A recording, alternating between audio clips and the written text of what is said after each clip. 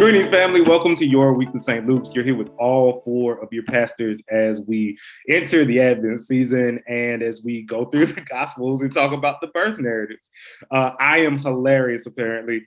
As you can see, you are. As you can see by looking at it's going so well. Pastor Jenn, Jack, and Melissa. But this week, we're looking at the Gospel of Matthew and to just kind of orient us in what we've learned about it throughout the year. So first of all, we know that Matthew was written to a distinctly Jewish audience. And what's specifically unique about that is it wasn't just written to a Jewish audience, but devoted Jews, right? And so it was written as an argument or as a plea to why they should see Jesus as the fulfillment of the promise of a Messiah. And it was specifically written between 70 or really 80 and 90 AD, possibly all the way to 110 AD. And one of the ways that we see the argument for Jesus being the fulfillment of the promise of a Messiah is that it begins with a genealogy that connects Jesus to important Jewish figures like Abraham and David and Solomon. But what's also interesting is included in that list of important men to Hebrew tradition, we find three women.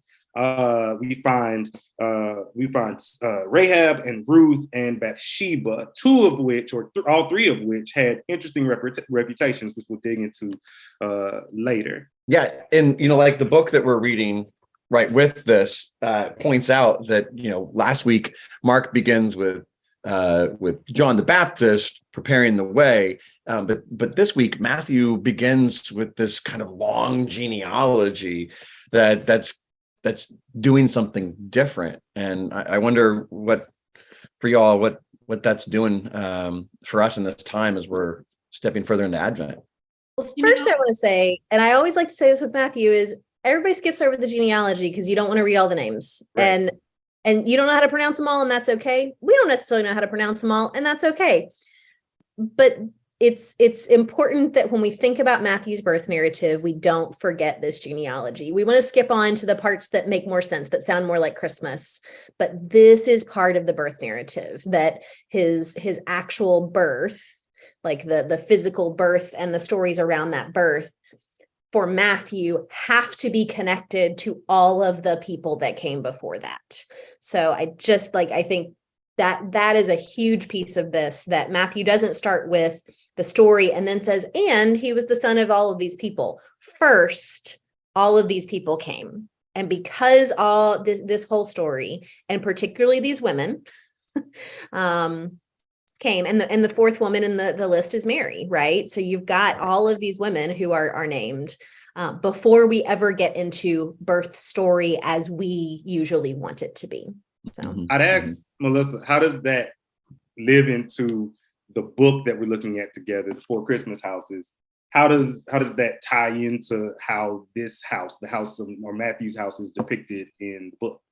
So in the book, this is your like picture perfect Christmas magazine house in some ways, but also it's the house that has all of the family photos. It's the house that has every ornament, every macaroni ornament among the perfect white lights, among, the well-designed, baubles. There's every cardboard and construction paper and macaroni ornament that the kids have done, because that history, that tradition, you've got things that don't match in places because it's the thing that we've always done. It's the thing that my family came up with 3 generations ago, and we don't know why we make this, particular side dish at Christmas, but we do because that was grandma's side dish, and no one eats it because no one likes it, but we make it. Like those, it's why fruitcake still exists. But this, the way it describes it, it says, everywhere you look, there are family photos and bookcases on tables, even on top of the piano. As far as the eye can see, there are pictures of family members, some smiling, some sad, and some faces that carry the mark of life's struggles. And so I think when we look at Matthew's gospel leading up to Christmas is that this only happens because of what came before it. That you can't separate this moment from everything that came before. It's been a long time coming to get to this point. So it's kind of like you got to go back to go forward. Mm-hmm. You have to set the foundation of all these things have happened. And this new piece to the story is the continuation of everything you've always known and believed. Where Mark was like, what came before doesn't even matter. What came now doesn't even matter. It's it was all future focused. Matthew, I feel like, is filling in the gap in some ways. It's one of the beautiful things about having 4 gospels. Matthew fills in the backstory. You know, we have how we got here. You know, if you all of these movies, you know, series are doing prequels, and this is the prequel. You've got the prequel at the very beginning because Matthew goes, I know you saw what the hero did there, but let's talk about where the hero came from. Right. And that he's intricately tied to your history. Right. Yeah. He's the Jesus we meet is that fulfillment, that perfect Jew, but also, you know, there's all these allusions to Moses and, you know, mountains, and, you know, everything Jesus does is like the next understanding of Moses did this for you to make you a people. And now Jesus is going to do this for the world to make us a people, so to speak. Right. And you have this fulfillment equation that goes in. So we see Jesus doing things and someone says, yes, just like the prophecy. So we see Jesus being looked at not only as the descendant of these important Hebrew figures, but also as the fulfillment to prophecies that are supposed to be important to the Hebrew people. Yeah. I was going to add on to that. Like, if you know the Hebrew Bible, hearing this, reading this, there's a whole lot of light bulbs, right? Everything's connecting. And so that's why, one of the reasons why we say it's so very for a Jewish population, because if you know your Hebrew Bible, you see what's happening here. There's direct lines. So I would ask in alignment with our devotion in the 4 Christmas houses, when we talk about Rahab and Ruth and Bathsheba, what does the inclusion of these women in Matthew's genealogy point to? Like, what might it infer about what Matthew is trying to communicate about them and ultimately about Jesus? So, like, you want me to go first, or? Yeah, go first. So I just spent like 4 weeks immersed in the resurrection accounts and for the last sermon series, and in the Bible study, I said about Matthew, I'm like, y'all, Matthew is a feminist as I'm reading this resurrection account, and now going back and reading the birth narratives, it's like, oh, he's still highlighting the importance and value of women. So, like in the resurrection, women are the first not only to proclaim that Jesus is alive, but also to proclaim the reconciliation of Jesus. Not only the gospel, but the gospel does, right? Mm-hmm. And then here in these birth narratives, for me, like he's not only lifting up women who are not lifted up in this culture, in this climate, lifting them up, but also like they're women who are on the outside of the community. And so he's beginning this gospel by saying, hey, we're reaching back to something, and also saying, and it's open. What we're reaching back to, what Jesus is doing here in this is for all people, including women who are not valued as much, and including people who are not part of the community. It's expansive for me. Well, and it's interesting because we talked about, so we've missed some names. Mm-hmm. First of all, but it's interesting because we originally said, so Mary is listed, and it says Mary, that's when we get into the birth part. The birth part is that Mary has been, pregnant by the Holy Spirit, which who's going to believe that? Mm-hmm. And right. So God sends an angel to Joseph to explain it. And so that Joseph knows that this woman can be believed. And it's interesting because we talked about, the harm that could have been done to her mm-hmm. because of the patriarchal system. And so we kind of, I'll let Jeremy say what he said about that. Mm-hmm. But so what did you say? First of all, Jeremy, say what you said. Essentially, we have this cultural movement that goes under just the words believe women, right? So believe women about their experiences in the world, believe women around their experiences with men in the world, right? Under a patriarchal system. And this gives us biblical precedent for exactly that, because here we have Mary under truly the threat of death. Had she not been believed, right? Because she was betrothed to Joseph. So we have a biblical precedent to believe a woman about her sexual history. And we have to, as people who literally read the Bible, as students of the Bible, as lovers of the Bible and the God that it bears witness to, we have to ask ourselves how that influences our faith and how we move through the world as Christians. And it points to believing women. Yeah. So it's interesting because after you said that, I went back and opened up the genealogy. The women who are mentioned are women who were harmed by the patriarchal system.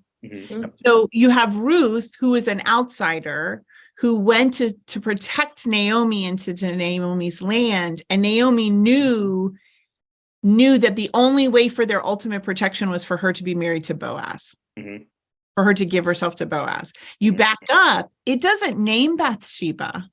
It says the wife of Uriah, which therefore shows that David took this woman and had her husband killed in order to bear this son Solomon. Like it's almost like the patriarchal harm is mentioned. And then it goes back to Rahab, Boaz by Rahab, which we understand who Rahab was. Rahab was a person who was, I don't know what the word is, but that we are allowed to use today. She ran a brothel. She ran a brothel because that was the only way that she as a single woman could do it. And then it goes back. We forgot Tamar. Yep. It says, and Judah, the father of Perez and Zerah by Tamar, which that didn't happen out of a mutual relationship. Correct? Am I right? Right. Yes. And so it's so interesting that here you go, it's not just women. It's not just women. It's women who, were of ill repute or blah, blah, blah that we've used over the years, but it's really women who were harmed by the patriarchy. Right. Cast aside, set aside, and yet they're here. Which is why we say don't skip the genealogy, because this is already telling you something about what Jesus is about to do. Right. Because if it's so important that we name where Jesus has come from, then we need to pay attention to who these people are, and particularly these surprising people to be named, which would be the women. And surprising stories to tell.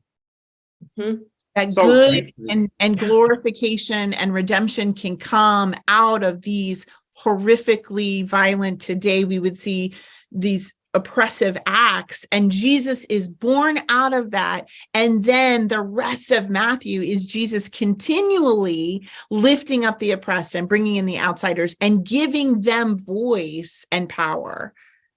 Even beginning, even the birth story with the bringing of the Magi, who were outside Gentiles. It sets up this Jesus was born of this kind of garbage in the world, and guess what Jesus God can do with that? Is redeeming. Yeah. This is further seen in the fact that even though it's a genealogy written in a book specifically to loyal, devoted, lifelong, generation after generation, Jewish folks, Hebrew folks, we have the inclusion of these women, most of whom are not Jewish, most of whom are not Hebrew, most of whom are not from Israel, right? Yeah, never mind, I lost it. But well, and genealogies don't typical first century genealogies don't do what's happening here, like naming the women. And when you have a genealogy, the people who are named, it's a highlight. It's this story, this value, this character speaks into where I'm going with by telling you this, right? Again, Melissa's saying why we have to read the genealogy, because it's on the table of contents. Go back to that story. And so by naming them, it's naming their story and the value of the life that they lived and the character, the part that they play. And so it's unprecedented, right? From this time period.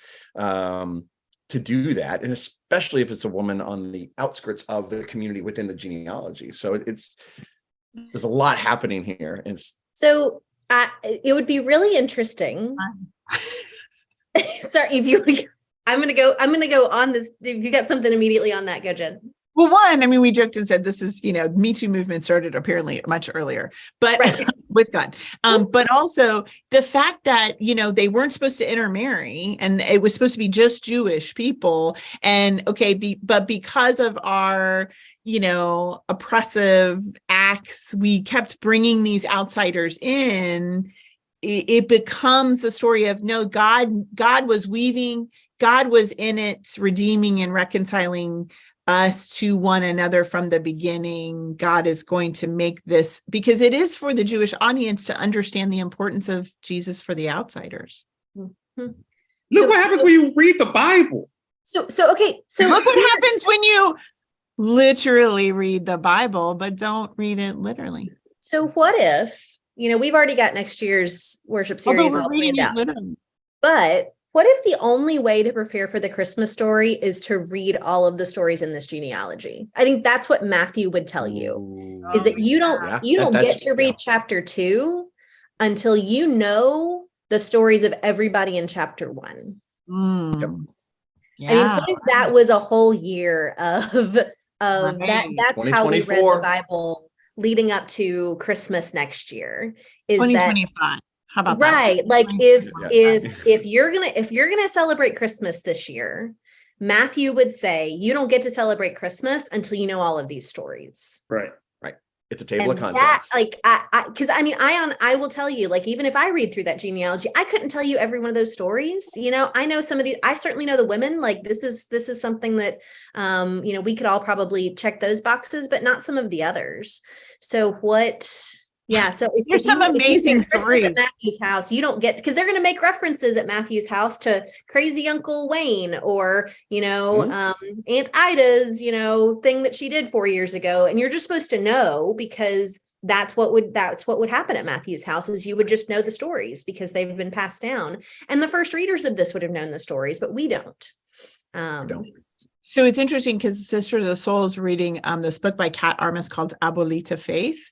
And it's this Abuelita theology of the women, the matriarchs who have shaped us, who are often unnamed in the Bible, but also in our own lives. People who are theologians and shaping us, and she calls it almost in kitchen theology, as they're cooking and as they're telling and as they're embodying. So it's the embodiment, because it comes from a kind of a Latina perspective of theology too, and the embodiment of Christ within us. And I think that's what this is. It's this, let me tell you the historical people, Abraham and Moses and David, of the patriarchal lineage of kingship.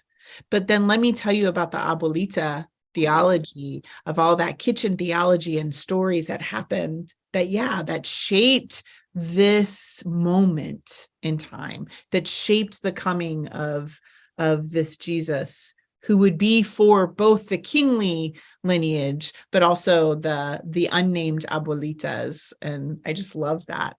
Going from the kitchen and going back to the rest of the house and kind of trying to ground us back in that the Advent house of Matthew.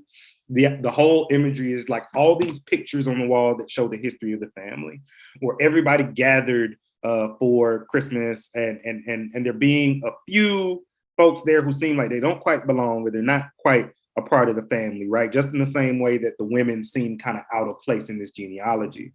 I guess my question for us is, as we envision this house in modern day, as we think about the folks whose stories we have to tell and the folks gathered, who are the folks that we would identify as these outsiders that are also important to the story today? Yeah, because in Matthew's house would be the Magi, the first Gentiles that were invited to come and worship the King. Yeah, who would be today? I mean, I think it depends on who you're asking. Yeah. I think that there's the personal sense of the family members we don't talk about. I think if you go really personal, I think we're talking on a couple different levels, but if you go with your own personal story, there are people in your own lineage who you might know the story, but nobody mentions them, but that's still part of your lineage. And I've talked to a number of people who have had those kinds of people in their stories that they come over time to realize they're more connected to than they are the mainline part of their family. Yeah. And so I think that's something that we can all wrestle with personally of our own legacy and our own lineage of the family members we don't talk about. We don't talk about Bruno.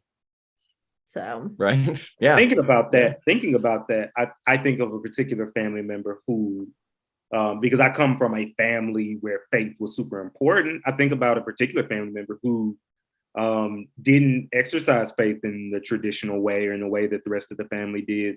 But when I talk to my father about him, he talks about him as a completely non-judgmental presence in which you could live out who you're actually supposed to be, right? So you think about those non-traditional family members, those folks that were kind of black sheep, but who actually lived out the gospel, who actually lived out who we're supposed to be as followers of Jesus in ways that weren't traditional. So yeah, just piggybacking off of that, I think about those folks whose faith doesn't look like what we traditionally identify as faith. Yeah. I think it's the stories, whether it's personally or even in our history as a people. It's not just the people that are outsiders, it's the stories that we don't like to tell. The stories of our sin, the stories of another person's oops and ouches, the stories we like to keep out of our histories because they're too hard and we're not sure how to reconcile them. And we feel it's a mar on us. And so we sugarcoat them or we don't talk about them at all. I think that happens, obviously it happens in our families, but it obviously happens historically. It happens in our country, it happens around the world.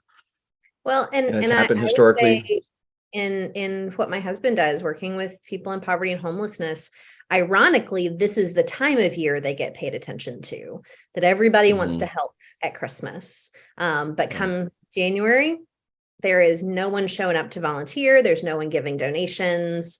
That there are the people in our society that we only want to pay attention to when we can feel good about ourselves for helping them.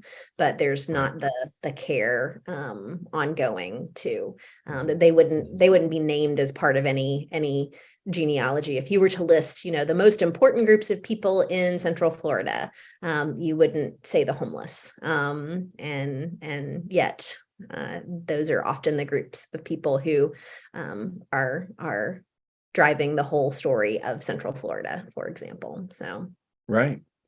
Well, and if we think about what's happening in Matthew 2, the Holy Family are refugees. Correct. They are fleeing institutional violence and political violence, and they're going to another country. And we have that's very much part of our world we're living in now too.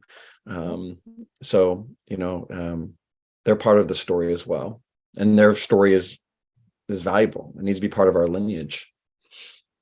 I'd also talk about children who are insider outsiders who, while they are in the inside of our families and while a lot of our care goes to them, at the same time, do not have a system in place to advocate for their rights. And they're at the mercy of whoever is responsible for them, whoever is their caregiver. And I'm sure we could all tell stories about children that we know, right, that have needed help, but have been in certain ways oppressed by those who are responsible for them. And so I think about children, as close to us as they can be.